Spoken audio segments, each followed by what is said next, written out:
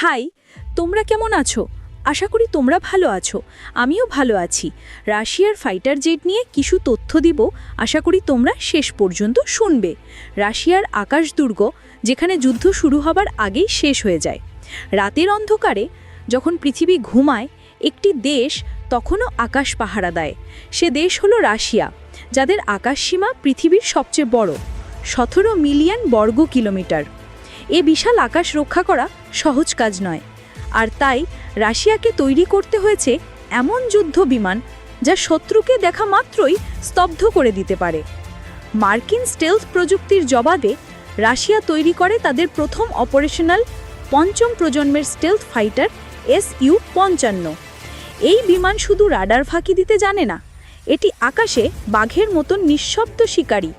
দুটি AL-51 engine, 3D thrust vector control, AI সহযোগী targeting system, নতুন যুগের ইলেকট্রনিক যুদ্ধ ক্ষমতা, সব মিলিয়ে এই বিমান শত্রুর সিগন্যাল জ্যাম করতে পারে, তাদের মিসাইলকে বিভ্রান্ত করতে পারে আর সঠিক মুহূর্তে আঘাত হানতে পারে।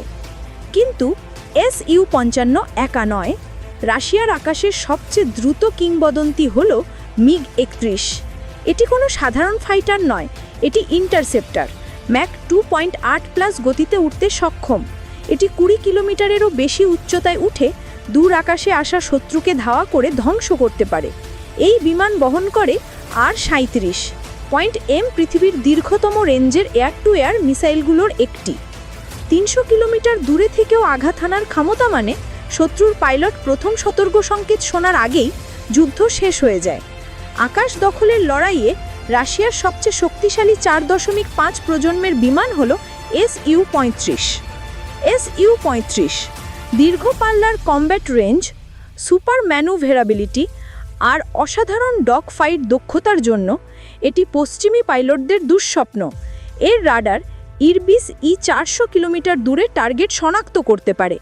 ইরবিস-ই এই রাডার একই সাথে 30টি টার্গেট ট্র্যাক 8টিকে এঙ্গেজ করতে পারে।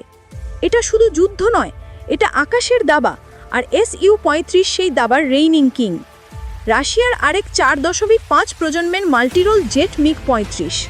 MiG-35 হালকা, দ্রুত আর উন্নত এভিওনিক্স সমৃদ্ধ। এটি রিকনেসেন্স, ইন্টারসেপ্ট, স্ট্রাইক মিশন সব করতে পারে। আর আছে Su-30SM, 2 সিটের বহুমুখী ফাইটার, যা প্রিসিশন স্ট্রাইক ও এয়ার ডিফেন্স দুই ভূমিকা সমান দক্ষতায় পালন করে। Su-30SM রাশিয়ার যুদ্ধে শুধু আকাশ থেকে আকাশ লড়াই নয়, তারা আকাশ থেকে মাটিতেও আগুন নামাতে জানে। ক্লোজ এয়ার সাপোর্টের লোহার যোদ্ধা Su-25। Su-25 ভারী আর্মার প্লেটিং থাকায় এটি গ্রাউন্ড ফায়ার সহ্য করেও লড়াই চালিয়ে যেতে পারে। ট্যাঙ্ক, বাংকার, আর্মার্ড কনভয় সব কিছু উড়িয়ে দেওয়ার স্পেশালিস্ট। আর Su-34 ফাইটার বোম্বার, যা দীর্ঘ পাল্লার স্ট্রাইক মিশনে অদ্বিতীয়। Su-34 এতে আছে side by side cockpit design. Pilot ও ওয়েপেন্স অফিসার একসাথে বসে যুদ্ধ পরিচালনা করতে পারে, যেন উড়ন্ত কমান্ড সেন্টার। রাশিয়ার ক্যারিয়ার বেসড অপারেশনেও শক্তিশালী। সমুদ্রের উপর পাহারা দেয় MiG-31K। MiG-31K এগুলো ব্যবহার করা হয় এয়ারক্রাফট ক্যারিয়ার অ্যাডমিরাল কুজনেটসভ থেকে। অ্যাডমিরাল কুজনেটসভ কমব্যাট পাইলট তৈরির প্রথম ধাপ Yak-130।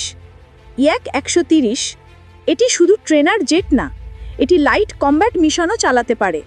রাশিয়ার নতুন পাইলটরা কমব্যাট সিমুলেশনে প্রশিক্ষণ পায়, যেখানে সিস্টেম যে কোনো ফাইটার জেটের বিহেভিয়ার মিমিক করতে পারে, পাইলটদের বাস্তব যুদ্ধের জন্য প্রস্তুত করতে। রাশিয়ার প্রকৃত শক্তি শুধু ফাইটার নয়, তাদের স্ট্র্যাটেজিক বোমার ফ্লিট পৃথিবীকে এখনও মনে করিয়ে দেয় কোল্ড ওয়ার শেষ, কিন্তু আকাশ যুদ্ধের রাজা এখনও বেঁচে আছে। পৃথিবীর সবচেয়ে বড় আর দ্রুত সুপারসনিক বোমার হল Tu-160। Tu-160 ম্যাক 2+ গতিতে উঠতে পারে। Nuclear capable cruise missile X-101 বহন করতে পারে। X-101 টার্বো প্রপ হলেও পারমাণবিক যুদ্ধের অন্যতম প্রতীক Tu-55MS। Tu-55MS এই বিমানটি 1950-এর দশক থেকে সার্ভিসে, কিন্তু আপগ্রেড করে এটি এখনও আধুনিক ক্রুজ মিসাইল স্ট্রাইক পরিচালনা করতে পারে। আর TU-22M3 মাঝারি রেঞ্জের বোমার, যা অ্যান্টি শিপ মিসাইল স্ট্রাইকে বিখ্যাত। TU-22M3 সু-30 ব্যবহার করে Bharat, Algeria, Kazakhstan. Indian air force MiG-29 ব্যবহার করে Bangladesh, Poland, Syria. Bangladesh air force Su-35 ব্যবহার করে চীন। People's liberation army air force. এতে বোঝা যায় যুদ্ধবিমান রপ্তানিতেও রাশিয়া এক বিশ্বশক্তি। রাশিয়ার কৌশল, গতি, দূরত্ব ও আগাম আঘাত। তাদের ইন্টারসেপ্টর প্রথমে শত্রুকে দূরেই ধ্বংস করবে, এয়ার সুপিরিয়রিটি ফাইটার আকাশ দখল করবে, আর বোমার মাটিতে আগুন নামাবে। শত্রু বুঝতে পারার আগেই রাশিয়ার আকাশ যোদ্ধারা কাজ শেষ করে ফেলে। রাশিয়ার যুদ্ধবিমান গল্প শুধু প্রযুক্তির নয়, এটি কৌশল, ইতিহাস ও ভবিষ্যতের এক শক্তিশালী অধ্যায়। Stealth, speed, armour, missile range সব দিকেই তারা নিজেদের সাম্রাজ্য তৈরি করেছে। কারণ রাশিয়া জানে যুদ্ধের শেষ লাইনে দাঁড়িয়ে থাকলে চলবে না, যুদ্ধ শুরু হবার আগেই তা শেষ করে দিতে হবে। রাশিয়ার আকাশ দুর্গ সম্পর্কে তোমাদের কেমন লেগেছে? আশা করি অনেক ভালো লেগেছে। Thanks for watching. ভিডিওটা ভালো লাগলে লাইক, কমেন্ট, সাবস্ক্রাইব অ্যান্ড যদি কেউ ফেসবুক দিয়ে দেখো তাহলে ফলো করে পাশে থাকবে, যেন এমন ভিডিও তোমরা আবার দেখতে পারো। আশা করছি সবাই ভালো থাকবে। টাটা।